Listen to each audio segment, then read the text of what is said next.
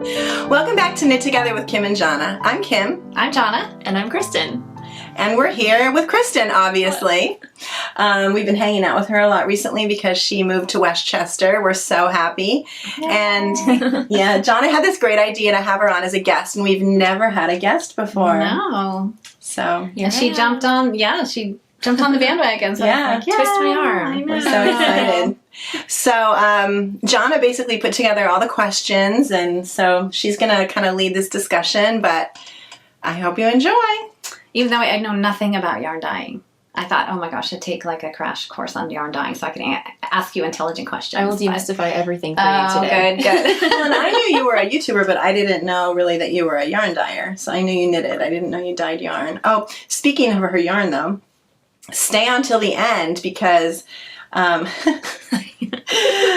Kristin has donated a prize for our cow, for our knit-along. So we're going to show it at the end. It's gorgeous. And we'll give it away in September when the knit-along is finished. So hopefully you join the knit-along. Yay! Do it. You know you want to. Yeah. I am.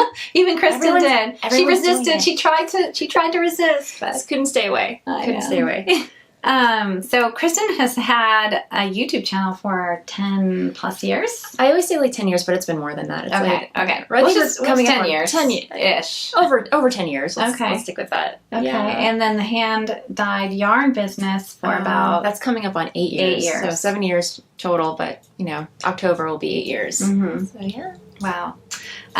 Okay, so tell us about your knitting journey. And it's funny, I have watched most of your videos and I couldn't remember. So yeah, tell us about your knitting journey. It's been a long one. But I guess I should probably start with the fact that I get the knitting gene.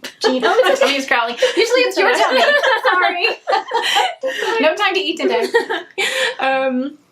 So yeah, I should probably preface this by saying that I get the knitting gene from my great grandmother, who obviously is no longer here. But for summers, I would go when I was like 6 years old, 8 years old. I would spend summers in Germany with my grandmother because I didn't want to go to summer camp. Mm-hmm. And I would remember my great grandmother sitting away in the corner, knitting away constantly on a pair of socks. Mm-hmm. I wasn't into it, but I was just so fascinated watching her.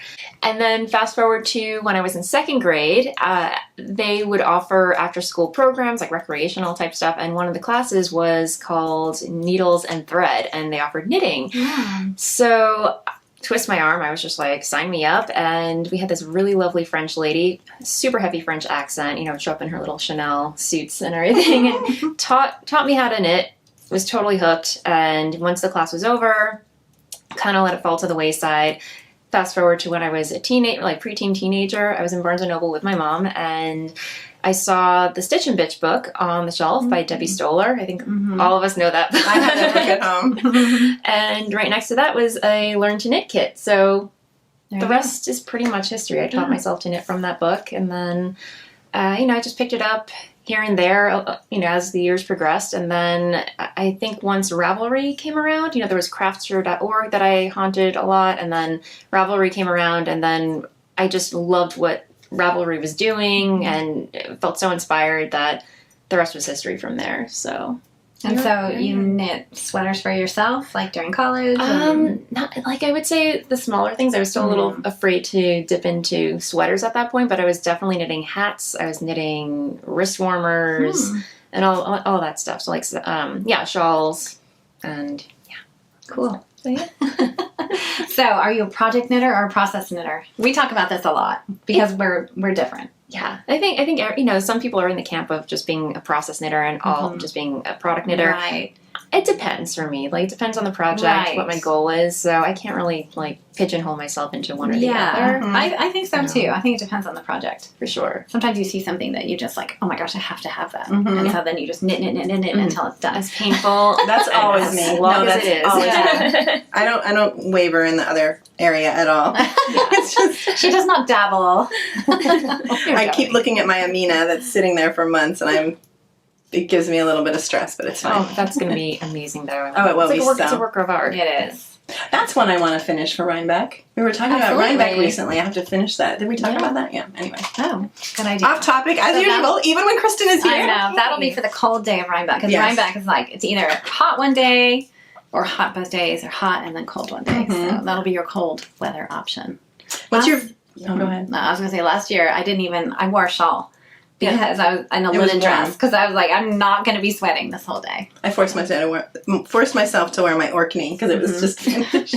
I couldn't help myself. You got to bring options along with you. Yeah, I was for fine. I sure. wore a little t-shirt under. I left it open. But what's your very first sweater that you ever knitted? Do you remember? Oh gosh. As an adult, like, as garment? an adult, oh gosh, yeah. I think I posted about this like years ago on my Instagram feed. I picked up the Red Heart yarn, you know, the very, very heavily variegated Red Heart yarn. I think it was called Surf and Turf. It was like a delightful mix of browns and turquoise and... Oh my goodness. I don't even remember the pattern, but it was just a raglan pullover. I think it had like some cables along the raglan. Anyway, did not even know about alternating skeins at all. This thing just knit up in this glorious wavy gravy.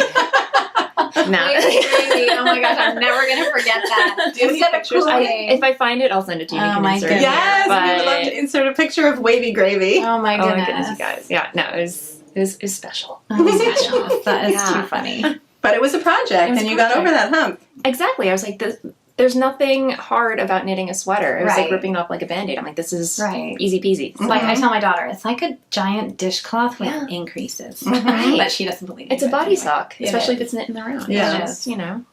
So how did you come to dye yarn? Well, I was home from work. I decided just to take a day off because I was stressed out. I'm like, you know, I'm just going to take it easy this day. You know, I'm going to take a day off and just take it easy. And I was watching my friend's podcast, Laura, who was Jinx Yarn. She's no longer dyeing, Okay. but she did a tutorial on how she dyes yarn. And I was like, you know what? That looks like a lot of fun. So I went stash diving, pulled out a skein of yarn that I, you know, wasn't particularly attached to, that I didn't like the color of, and I just got some food coloring out and some vinegar and had at it. And I fell completely in love with the process. Wow. And so I hopped onto KnitPicks, ordered a whole bunch of their skeins, and ordered a small like starter kit for, I think you can buy like the primary colors for acid dyes. Like primary as in... Like a red, yellow, yellow, and blue. blue. They give you like green and a couple of Okay. other ones. So I just started dyeing yarn, and they just started piling up. And I'm like, there is no way I can knit all of this myself.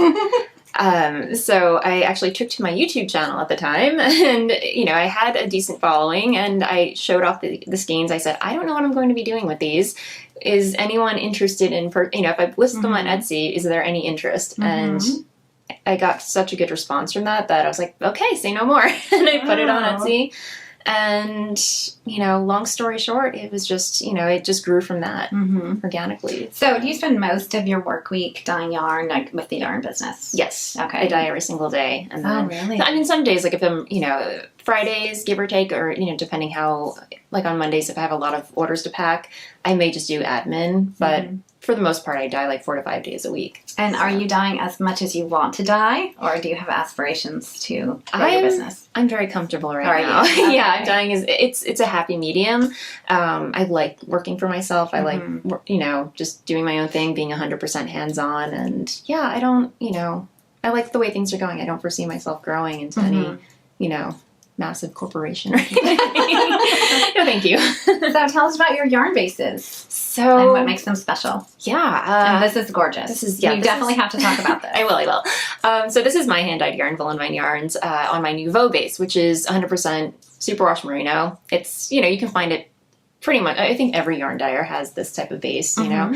But you know, my yarn bases are just yarns that I enjoy knitting with. They are, you know, blends that I enjoy working with. I like the feel of them. Like I have my Volca base, which is German for cloud. It's a merino nylon cashmere, and it's just like the softest thing. It's like buttered kittens. It's just, yeah, I love dyeing it. I love the way it takes color. Yeah, I get a lot of questions from customers asking, you know, whether or not I'd be interested in dyeing non-superwash. You know, I love knitting with non-superwash, but there's something about that superwash yarns, they take the color so well, where it's non-superwash, it gets a little muted and muddy, so I prefer to dye on superwash. But Is this a single ply? this is single ply, Oh, fingering, okay. yeah. So, And I did read on your website that your yarns are cruelty-free. They are. Muesling, is that how you say that word? mulesing. Mulesing free. Mulesing free, Right. reputable. ethically sources. sourced. Mhm. Yeah, so I was So- really happy to hear that. From all over the world. Yeah, awesome. And speaking of this sweater, is it in Voolenvine number 9? Yes. Okay, so this brings about this whole aesthetic that you have, you know, which I feel is very focused. And so I'm wondering, you know, what inspired you to come up with this palette? I'm obsessed with the color mauve. Don't ask me how that, you know, it's a color that came into my life and I was like, yes, this is the color for me. And yeah, I just kind of ran with it. But I'm definitely inspired by like gothic themes, a lot of the moody. Garage door, sorry. It's fine. I mean, it goes along with the gothic theme, you know. Exactly. It's stormy Right. night. It's thunder. Thunderbolts and lightning. Yeah. So I'm just, you know, the whole romantic glamour, you know, like elegant vibes that I like infusing into my yarns and what I do. And so with that said, how much, if at all, does Instagram or current knitting trends influence you as far as your yarn dyeing goes? Or do you pretty much just stick to the plan? I stick to the plan. I just, you know, sometimes if I see a pattern that I like, if I'm scrolling, I'm like, that is absolutely beautiful. I'll save it or I'll queue it up on my Ravelry queue and, you know, for a rainy day or whatever. But for the most part, I just kind of stick to, you know, what's on my radar and, you know. What you like. Exactly. Yeah. And I think that's probably a good way to go about it. Like, stick with what you like. Yeah. Don't try to, you know, go off and do It's- something that, you know, ticks somebody else's box. For sure. No, garage door I've is tried fun. it. No, it's like it's fun sometimes. Like, you know, with knit along, like, you know, I'm joining in on your knit along because, you know, it seems like a lot of fun. You know, it's I want, you know, I don't want to feel FOMO sometimes. You know, so you just hop on the bandwagon. Speaking of, you used to be a pretty much monogamous knitter. Yeah. And I was looking at your Ravelry queue and your Ravelry project page. I was like, whip, whip, whip, whip, whip, whip, whip, whip. What's going on here? I really don't know. Something's in the water. You know, see, I mean, I feel like I've reverted back to my old self pre-pandemic, but like during the pandemic, I definitely, I don't know. I went the way of the monogamous knitter, so it just centered me. It kept me grounded, just having just one project to work on and worry about. But now I just, you know, whatever. I think I saw you mention it as cast-on-itis, which I had never heard of before. Well, we were just trying to like make ourselves feel better during the pandemic. Absolutely. Yeah, but then also I think because we're having so much, we had like information overload, like working on one project. Yeah. You know, kind of just kept you focused. Absolutely. And, I feel the same way. That's when we started making our Arne and Carlos squares. Oh my Or God. that haven't turned into anything yet, but No, But it's I never comfort. will. It's comfort making. It You is. know, it's just especially with Arne and Carlos. I know. I just want to hug them. I know. Oh, thank goodness for the quarantine Knit podcast, along, the whenever that quarantine was. knit-along, Yeah, it was so fun. So what is one thing that you believe to be true about dyeing? Like when you started out, you thought, okay, well, this is how it's going to go, or this is, you know, what's going to happen, that now today, like you would tell yourself, oh, that is not true. Well, first of all, that you can use acid dye to dye anything, any base, but like I said, not all bases take the dye as well. So yeah, I learned that superwash is my jam. That's what I'm gonna dye. Okay. And then also that dyeing is always easy. It's not always easy. It can be very labor intensive. There are a lot of steps, a lot of process, and it's hard. It can be hard. But we do it anyway because I love it. Right.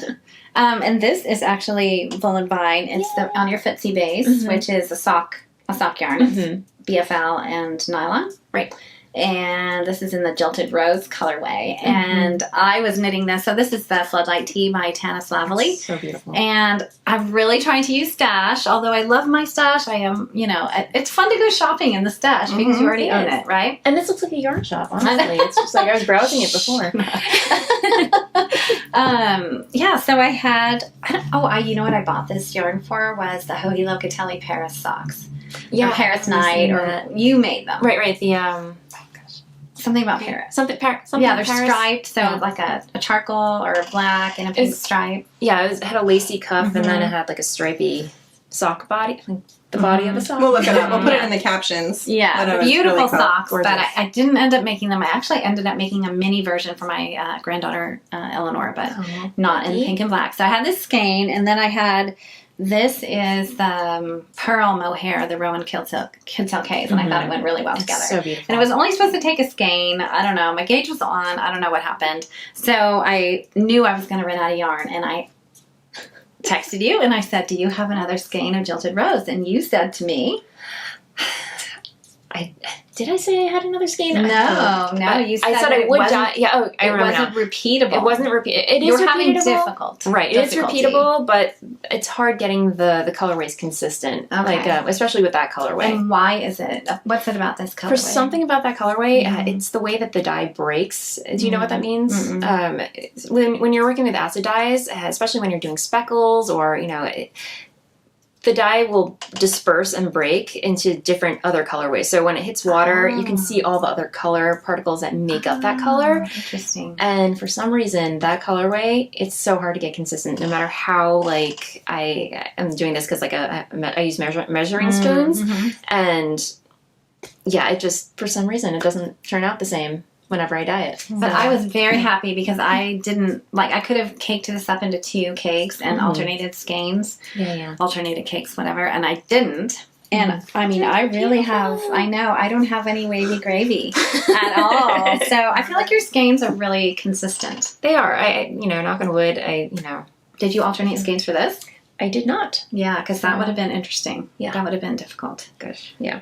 Yeah. This is a pattern from the 1940s. 1940s. Yeah, It's and I saw this on your podcast, and it is even more gorgeous in person. The stitch definition is just beautiful. It fits you perfectly. We're going to take a little break, though, and then we'll talk about it. All right. I don't want the camera to go off mid-sentence. Oh, God.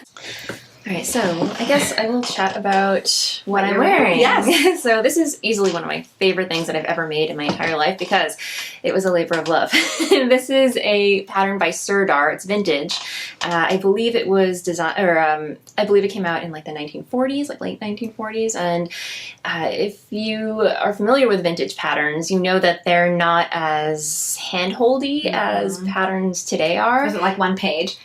Yeah, just one page, like text, like super tiny, crammed in together in cryptic Basic instructions. Yeah, exactly. Because they assumed that back then they assumed that whoever was knitting the design knew how to knit, whereas today people are getting back into knitting or learning how to knit. So anyway, yeah, this is definitely a labor of love where it's like I just had to decipher everything. But thankfully on Ravelry there were a bunch of knitters who provided some notes and charts, so that was definitely very helpful. And it turned out. It's absolutely beautiful. And I saw this, when you were making it on your podcast, but in person it's just stunning, and the stitch definition is amazing. And so this is your singles base. Yes, this is actually my hand-dyed yarn, Voolenvine yarns on my Nouveau base, which is 100% superwash merino, single ply, in my Voolenvine number 9 colorway, which is my favorite shade of mauve. And that's the one she generously gifted us. Gifted us a while ago. Yes. We each got one. Yeah, we have plans for this. I have to figure out, we will have plans, hopefully, after this. I know. Yeah, but I'm trying to think. I think it took about maybe 2 skeins. So it's constructed. It was really clever construction, too. It's knit flat, and you start on one sleeve, and you knit like kind of like a fan shape, and then you knit the other sleeve, and then you join it in the center with a crochet hook, and then you pick up all the stitches along the bottom, and then you knit the ribbing, and Bob's your uncle. Are all the wrong side rows just purling? Or is there lace on the wrong side rows too? I don't recall. I don't think there was any lace on the wrong side. Just row. wrong side, just purling back. So just purling, yeah. Wow. I had to guess, yeah. It's so beautiful. But I have a question then that made me think of something. Yeah. So when you see a pattern and you want to knit that, does any technique deter you, or you just will learn the technique you need because you want that object? It used to deter me when I was just starting out and everything, but now I'm just like, give it to me. I wanna learn. So flat, seams, brioche, lace. There are certain elements that I've done in the past that I've learned how to do, and I'm just like, no, not here for it. I don't care how badly I want it. I'm just not going to do it. But more from experience, not so much being like exactly afraid of something new. Yeah, I'm not afraid to like dive in and learn something new. Nice. Yeah. if I ever came across a pattern with a tubular cast on, I was like, I'm not going to make that. But you've recovered from your tubular cast on with the straight needles. Exactly. Thanks to you. Because I was trying to do the Italian cast on for the Badger and Bloom sweater that I'm knitting. And then I was saying how I was having trouble with it. And you're like, you know what? Next time you cast on, why don't you just try a straight needle end? I mean... Because sometimes they'll have you knit like 3 or 4 rows. Setup rows when you do the cast on, so you don't even join in the round. You don't until maybe the 4th or 5th round anyway. And all your stitches that are cast on in knit and purl in like a wonky type of way get twisted around the cable of a circular, and it's just a nightmare. A nightmare. Well, that will deter me no more. Exactly. So, so the next question kind of segues right into this is you're also a designer. Only part-time. Right. So mostly yarn, then the YouTube channel, and then dabble in designing. Yeah, when the spirit moves me, I'll dabble in design. But again, it's just, I'll either be inspired by the colorway or something that I'm interested in, things that are inspiring me at the moment. For example, the last thing that I designed was the Stoker shawl. So this is just a beefy, I guess you can call it beefy because it's kind of heavyweight and it's knit out of DK weight. It takes about 4 skeins of my Smitten DK weight base in, as I mentioned, the Stoker colorway. And the colorway inspired me, and that's why the shawl is called Stoker. And at the same time, I was also very inspired by the Victorian era and, garment construction. I definitely went down a rabbit hole of like learning about Victorian garments and how they were made, and it was very weird, but I went with it. And I was very inspired by those dresses with like the buttons down the center and the back, and I just imagined a shawl with like these baubles going down to kind of mimic the buttons on a dress. And then you have like these V's growing out of it, and then the lace, and then some tassels as you do. Gotta love tassels. Yeah. That's beautiful. And these remind me of kind of like a pin tucks. Yes, exactly. Yeah. And the cabling and the eyelets on the edge. It's really beautiful. It It has like a little bit of a wavy edge. Yeah. And we were discussing this earlier, and she said she did not alternate skeins. Did not alternate skeins. Yeah. And this also has a little bit of a gold. I see a gold. Yeah, like warm brown undertones, Yeah, like it's mocha, beautiful. and then kind of like a cool purpley blue. That's gorgeous. Thank you. And then I guess, let me see, since we're on the topic of designs and triangular shawls, we'll rewind, excuse me, to my very first shawl design, which is the Wildesmeer, which means wild sea in German, because I have German heritage and I try to let that inspire my colorways, my designs, and whatever I dabble in. And as the name suggests, this was inspired by the sea. So this motif right here kind of reminded me of mermaid tails and jumping into the water, which is The wavy part. knitted on. It's called a knitted on border. Is that what the technique is called? I think so. Yeah. Where you pick up stitches and then... Yeah. And then some bead action happening. Yes. Jonna bought beads for... Oh, yeah. A For while a ago. wedding ranunculus that I didn't end up making. You made one, but not the one Right. you originally planned to make. Right. Yeah. But this would work for the yarn you gifted us. Right. It's just one skein. So. Because I'm not really a shawl person, mainly because I'm always hot. Yeah. But I might have to fact check that actually, because this was a different base than the footsie base. So this is a base that I no longer dye. It's the narwhal base, which is kind of like alpaca and silk, and I don't know. I don't dye it anymore, unfortunately. So that might have less yardage, but I will. Okay, we'll figure it out. Yeah, but I love the size of it because it's not a big, huge, gigantic, overwhelming shawl. It's very And then- Jonna. Yeah, I think I need one. I can borrow some of Twist your my beads. arm. Exactly. I can borrow some of your beads yeah. and learn how to. Yeah. I actually have to reblock this now that I think of it, because when I blocked it, it was a lot bigger. Oh, so really? I think over time, I Right. designed this maybe like 6 years ago. And did you or say you have a something. tutorial on how to add the beads? I do, yeah. That's so cool. Yeah. We bought all the tools at Rhinebeck, Yeah. and I haven't tried it. So. We'll have to do it. And so what kind of pattern is this? What kind of stitch pattern? It's like How do you a create version of that? the eyelet, I think. So some yarn over, some yarn overs. It's a little tricky, so I might have to revisit this and see how it's executed and make like a small little video, because I know certain people who knit this pattern, they couldn't quite get the technique down, so I might just... It almost looks like caning in a chair. You know, It one of does, those old-fashioned, yes, exactly. old-fashioned rocking chairs with the cane. cane back Oh, chairs. yes, yeah. Yeah. I love those chairs. Oh, it's absolutely beautiful, and that's definitely Thank you. on my list. Yay. So what should we talk about now? I brought a lot of samples, so I told her, just pack them up. Okay, we'll talk about this one because this one is really special to me. This is a collaboration that I did with Helen Stewart of Curious Handmade. I was vending. This is her. This is one of her mystery knit-alongs, the Impressionist shawl. It's a long name. Can't really. It's in my head. I can't get it out. But she approached me at Rhinebeck. I was actually vending at Indian Tangled, and you know she's very, very sweet about it and shy. She comes over to me. She goes, "Kristin, would you like to do a collaboration?" I'm like, "Of course, you know, twist my arm."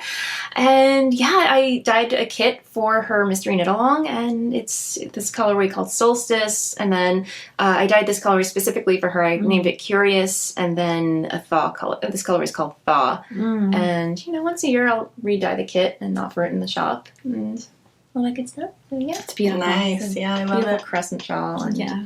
brings back a lot of happy memories. So yeah, It's beautiful. thank you. And I think Helen Stewart just started her mystery, like for Yeah. May MCAL. Exactly. Okay. And if I wasn't partaking in your knit along, I would Right. be all over that that. because I love Helen Stewart patterns. I love her sock patterns. Oh, so good. Case in point, here's another Helen Stewart pattern Ooh. shawl. This is I think the previous mystery knit along, the wow. snow melt shawl. And this is your yarn My still? yarn. Wow. Wow. This shawl and the Impressionist shawl are all on my single ply Nouveau base. Okay. So same. So same. It's my favorite base that Okay. I knit with and dye on. Mhm. And these are actually all one-of-a-kind colorways that I had in my stash. So Oh, wow. one stash. So down. all of these little garter ridges are a new color. You knitted 2 rows with a new color and then you switched again. And all Yeah. these beautiful... Is this how it was designed to use this many Yeah. different colorways? Mhm. Wow. It's only 3 colorways. Oh, it's just gorgeous. But that's what I love about her patterns. Like she's so good at blending colors together to make it look like a watercolor painting. It's beautiful. Wow. As That's the name lovely. suggests, it just melts. The colors just melt Yeah. into each other. Beautiful. Love it. Yeah. Wow.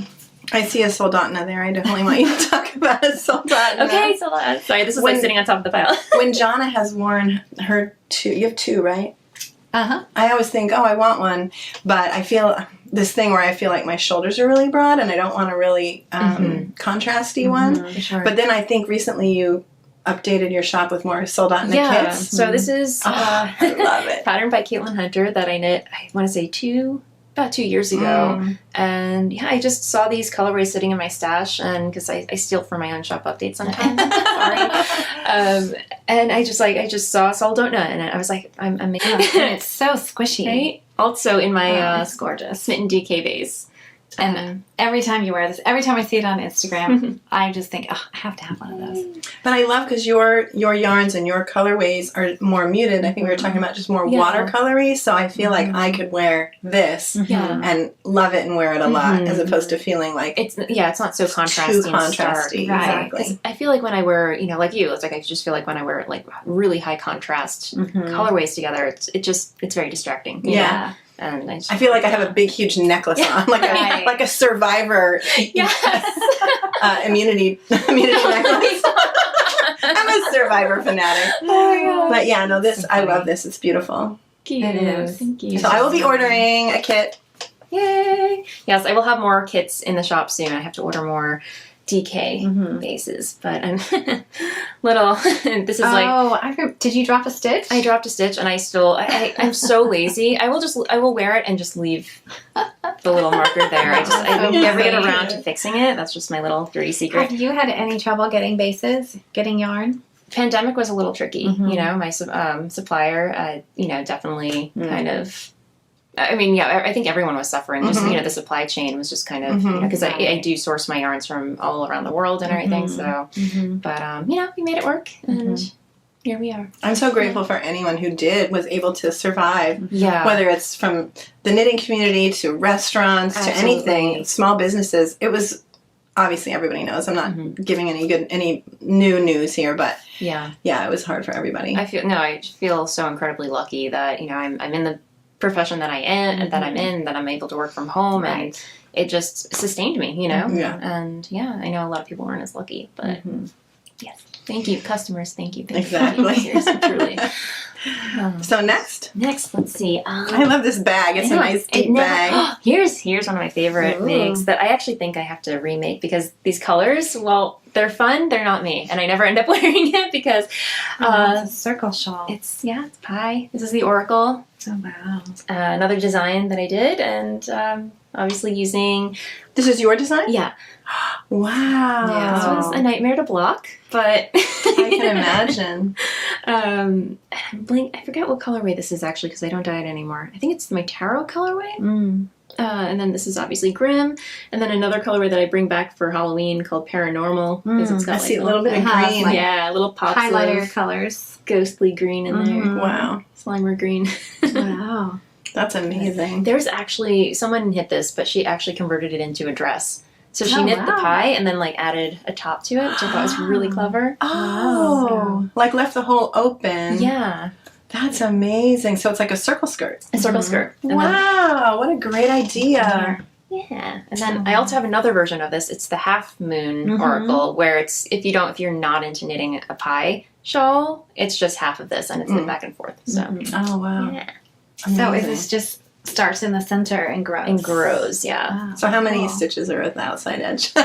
I don't want to know. over 1,000 for sure. gosh. Oh, wow. But the cool thing about knitting a pie shawl is as you're knitting it, the shawl itself becomes like a little knitting bag or a little project bag. So you just keep all your yarn when you're done. You just keep your yarn inside. And Nice. That's so cool. yeah, it's fun. Look at that. All right, I think I have like this one's really cool. I just feel like I should mention it. I did not make this, but I don't know if you know Benjamin Crudwig. He's a designer. He works for Ashford, and they do a lot of looms and Ashford looms, the rigid heddle. What is it? The rigid heddle loom that they make.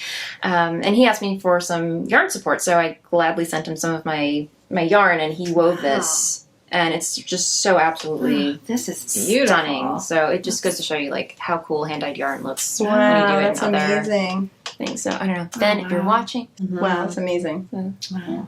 this is my Enjoy the Silence colorway. Oh, it's gorgeous. Love it. So this is one colorway. One This colorway. is- oh, wow. One colorway. So It's not- very speckled. Got it. Yeah, I think it took about four skeins or something. Oh, wow. Beautiful. Now, did we talk about, because you have this vision and this kind of tight aesthetic, that all your colorways seem to blend and go together? Did we talk Yeah. about that already? I can't remember. Okay. We'll talk about it again because it's very yeah, well, true. maybe show us your bubble cardigan, Okay. because it's got a lot of different colors in it, or your stripes. Absolutely. Yeah. So this is the This infamous was a labor of love. It was. This definitely got me through the pandemic. It held my sanity. This is not a small sweater. It's not. No. It's a beast. Yeah. But this is the Bubble Cardigan by Stephen West. Also using my hand-dyed yarns. Same base, 100% Support Merino single ply. And I don't know what to say about There's it. 5 colors? Yes. 5. Let's see, Grimm, obviously. We have I Am No Bird, and then I have, I think History Bound, which is a newer colorway. And then we have Solstice, Dirty on Purpose, and then Grimm again. So I think it's only 4. Oh, okay. I lost count. Okay. Yeah. But definitely, it's like a wearable blanket. No, it's 5. It's 5. Okay. Yeah. 1, 2, 3, 4, 5. Yes, That's yeah, fine. correct. Yeah, it's gorgeous though. I love it. And so now, much. did you have to pick up stitches all the way around? Yeah. Yeah. That is in my future. Yes. Oh my goodness, but not to this degree. This is a lot of This stitches. is just huge. This is a little my too big for me, goodness. but again, for those chilly mornings, Yeah. sitting in front of the computer watching my YouTube stories, Right. it's just Love it. It's beautiful. Wow. So before the camera goes off, just so everybody knows, I'm going to have to run, and my granddaughter is having her moving up ceremony at nursery school, so it kind of was, Congrats to your granddaughter. I was surprised to find out it was today at 2 o'clock, so I'm going to have to run, but they're going to finish up. I know. Okay, ditching us. Yeah, but this has been so fun. It has We're not been. saying goodbye, but No. we're saying goodbye to me. But Wait, I have to do this by myself? Yes, you have to finish it by yourself. Wait, It's I'm just fine. the trusty sidekick. No, you don't Okay, need okay. But we're going to take a break now anyway. Oh, I know. I have never sailed this ship by myself. Just saying. you're fine. No. Yeah, I'm used to being the trusty sidekick, so yeah. Anyway. now you got a music. I know. Temporary. Thank goodness. Yeah, so let's talk about the prize. Yes. So Kristin has generously gifted us a prize for the mYak Isabell Kraemer cow. I know it's not mYak, but Oh. I had FOMO. It's just I like, couldn't believe that she offered this to us. So it's absolutely stunning. Now this is one of your birds of a feather shawl kits. Yes. Okay, so you don't obviously have to make that. But it's enough yarn to make the birds of a feather kit. Exactly. I wanted to bring it today to share on the podcast, but I mean, I brought all these other ones and then I completely forgot the one that I wanted to bring. So, but yes, this is enough yarn to make that. And this is 2 skeins of the Nouveau and 1 skein of Ghost Lace, which is the mohair and silk. Lots of floof. And it's a beautiful, beautiful green. And I'm trying to be careful not to crinkle the package. So this is a new color. It's tourmaline. Oh, so it's just a very Neptune-y mermaid green. Something that I've been wanting to dye for such a long time, and I finally made it happen. Now, I have another question for you, and I don't know if this is like an industry secret or a trade secret, but so this looks like green. Mm-hmm. How many colors actually go into making this color? It can I use I think about 3 different dyes to make that. Okay. So, and it's a lot of, it's definitely a 2-phase dye. So it's dye never process. Just dunk it in and one and done. let it's it. Never. Just No, it's never that. It's always add 1 layer, pull it out, saturate everything, making sure that it's all covered, all dyed, and then evenly dyed, I should say. Mm-hmm. Take it out, add the next bath, and then put it back in, and so it can be a multi-layering glaze. I think people call it glazing in the dyeing industry. Okay. So lots of glazing. Interesting. I knew nothing about dyeing before this interview, or this chat, shall we say. So I asked Kristin, I said, so is there anything you want us to ask you about? Anything you want to talk about? And she said, you can ask me about my cat named Bella. Always. Right. I thought that was a joke, but so I was like, hey, It's Bella named after Bella from the Twilight series. Yes. Okay. I mean, we weren't going in that direction when we adopted her, but when we adopted her, we actually named her Margot. Oh. If you recall, Margot is the name of my mannequin. Yes. Something about that name I just love. It just sounds so I had a chicken named Margot. It's such a great name. I did. Right? She was black. It's a great name for She was beautiful. Gosh. Yeah. Margot's no longer with us. Oh, Margot, rest in peace. Margot the chicken. Man. Wow. I love that. Yeah. But, yeah. Okay. But yeah, I think she was Margot, and then we were like, "You're not a Margot. You're a black cat. I'm really into Twilight right now, so you're gonna be Bella." Oh my goodness, that is too funny. So, a lot of knitters listen to books on audio tape, and I know you've talked about book series before. Oh yeah. So, do you listen on audio, or do you actually read? As much as I would love to sit down and read a book, I just don't have the time during the day. I mean, when I do, I definitely enjoy sitting down and reading, but for the most part I listen to a lot of audiobooks, a lot of podcasts, and all that good stuff. Cool. What about you? I find audiobooks, it very hard to stay focused. I feel distracted. I feel like, and so my comprehension I don't think is as good. So even with my Kindle, I feel like the digital version is just, I can't get into it unless it's like, gripping. It's got to be like a tangible thing. It does. It's like, I'm reading a book. This is what we're doing. But all my books are on Kindle, and so I do read on my Kindle. But yeah. You know what helps? Because what I do, like when I listen mostly while I'm dyeing yarn, and it's a thing that I can usually go on autopilot with, so I can kind of let my hands do what they're going to do, and I know what I'm doing, and just focus on what. So it's not like 10 minutes have gone by and you have no idea what the exactly. Okay. Right. That happens to me. It's like I have no idea what the last 10 minutes. Anyway. It's happened to me. I think it also hangs in the narrator. If it's not a good narrator, then it's like Right. Interesting. So did we talk about where we can buy your yarn? So yeah, as far as where you can purchase my yarn, I only sell my yarns on my website, through voolenvineyarns.com, and I do weekly updates, so just 1 update a week, and yeah, it's that's where I can get it. And one thing I have learned is to set up an account and log into your account before the shop update, like 5-10 minutes before the shop update. Yeah, and things go quickly. They do. Yeah, so log in, sit there, wait till it's usually. You alternate between like 10 a.m. Eastern and then 5 p.m. so you get everyone from around the world. For sure, yeah. I definitely alternate between, it's ideal for me to have an update around, like lately it's more ideal for me to have an update on Saturdays at 10 a.m. But sometimes I like to fluctuate between Fridays at 7 p.m. because, you know, we have friends and customers in Australia or London, and, you know, just try to, I know I can't make everybody happy, but, you know, I try And you ship all over the world? I do, except the UK because of the VAT, VAT tax. I did try applying for a VAT tax ID, but I'm still waiting. I'm sorry. If you have a friend in the US or elsewhere and they can be your yarn mule, that's a tip. So you can ship to a different country and then they can, ship that makes sense. as a gift, because I cannot do that. Right. So yeah. So it has been such a pleasure to have you here. Thank you so much. We're so excited that she moved to Westchester. Obviously, we've had her on our channel quite a bit. I am super thrilled, and I did not expect to make such wonderful friends as quickly as I did. And you know, you and Kim have just been so kind and welcoming, and it's wonderful. Half the time we feel like we're roping her into this, but she's been so gracious, so and wonderful, so accommodating. So you get me out of the house. Oh, literally, seriously, we got her out of the house.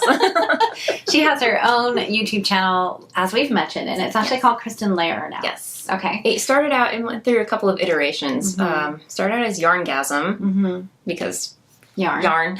And then I switched it over to Voolenvine to, you know, mimic my yarn company. And then I was just like, you know what? I'm not, people thought I was Voolenvine, that they thought that was my real name. That was your name. It's not. It's Kristin. So I just decided to call it my own namesake. So okay. And you recently started offering memberships to your channel. Yes. So yeah. So like, subscribe, join if you are. Smash that like button. I know. It doesn't roll off my tongue as much as it rolls off other YouTubers' tongues. I know. It's just all the YouTube stuff. Like, subscribe. You know. Thank you. Click that bell for notifications. Well, thank you so much for joining us. Thank you so much for having me. And Kim, I know. She's here in spirit. Yes. So this has been so much fun. Bye.